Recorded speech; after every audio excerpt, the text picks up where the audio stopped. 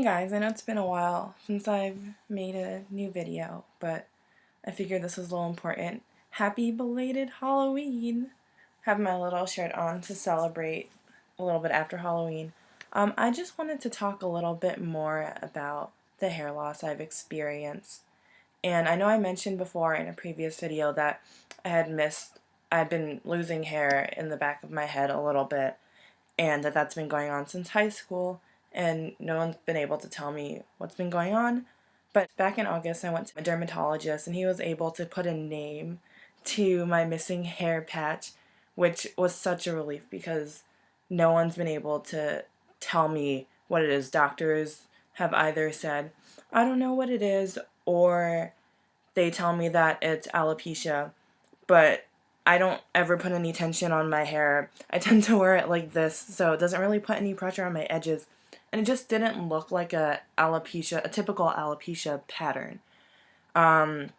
So what this doctor told me was that I had Trichorrhexis Nodosa, which is basically just saying that my strands are really weak, and it's pretty common, especially for people with African descent.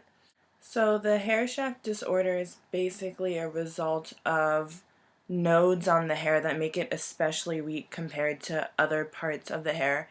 At the end of the video, I'm going to have some pictures of when this was at its very worst, and I'm going to try and show you what my hair looks like now.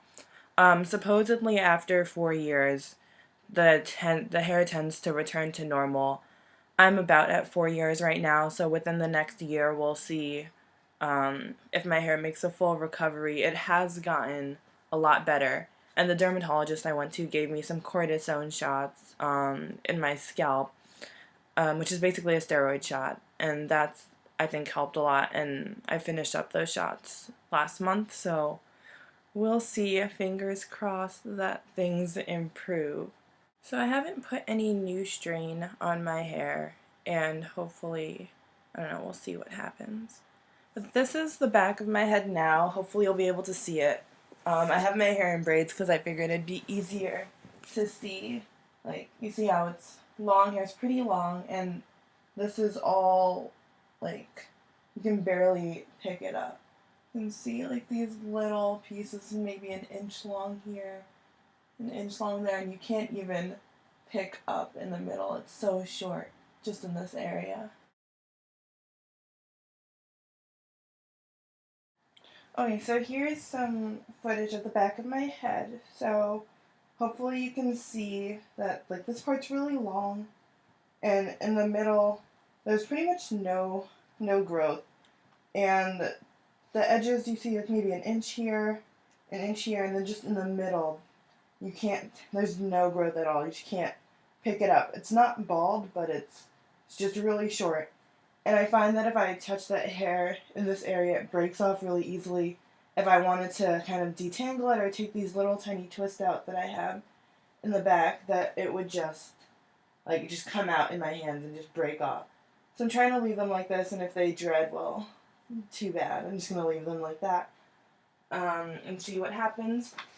Although it looks like that area is really short, if you look at the older pictures that I have, you'll see that it's a huge improvement.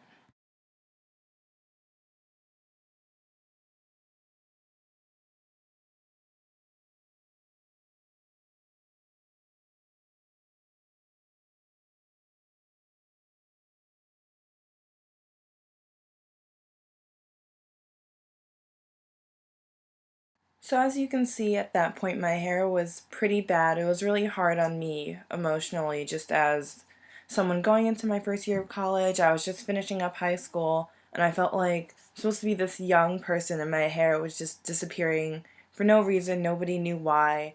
And so at this point, I'm just really happy to see the improvement that I do have, as well as the rest of my hair continuing to grow. The rest of my hair is getting pretty long, so at this point it's pretty disguised if I just put my hair back in a ponytail or I put it up in a bun and just kind of cover that area, so that's been really great.